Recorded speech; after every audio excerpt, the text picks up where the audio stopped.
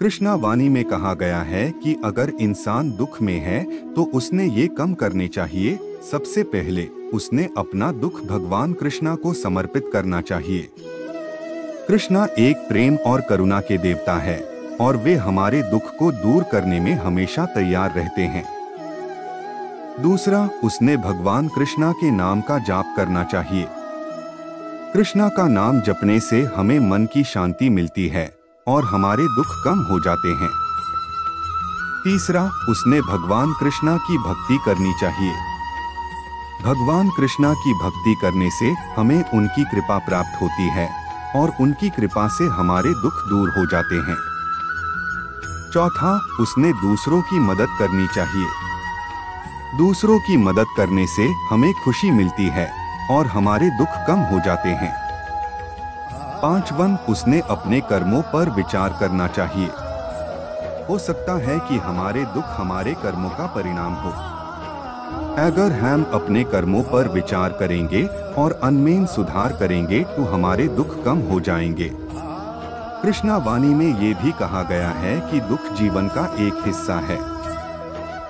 हर इंसान को अपने जीवन में कभी ना कभी दुख का सामना करना पड़ता है, लेकिन अगर हम भगवान कृष्णा की शरण में रहेंगे तो हम अपने दुखों को सहन कर सकते हैं और उनसे पार भी पा सकते हैं।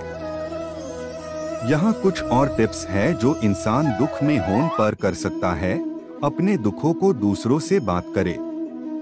अपने दुखों को दूसरों से बात करने से हमें मन की शांति मिलती है और हमें लगता है कि हम अकेले नहीं हैं। अपने दुखों को कहानी या कविता में लिखें।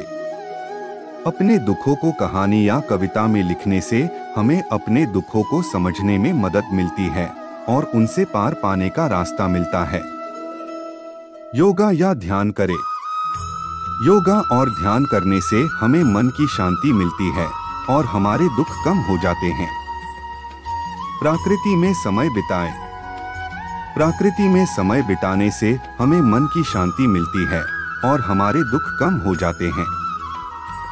दुख एक ऐसी चीज है जो हमारे जीवन में कभी ना कभी जरूर आती है, लेकिन अगर हम भगवान कृष्णा की शरण में रहेंगे और बताए गए टिप्स को अपनाएंगे तो हम अपने दुखों को सहन कर सकते हैं और उनसे पार भी पा सकते हैं।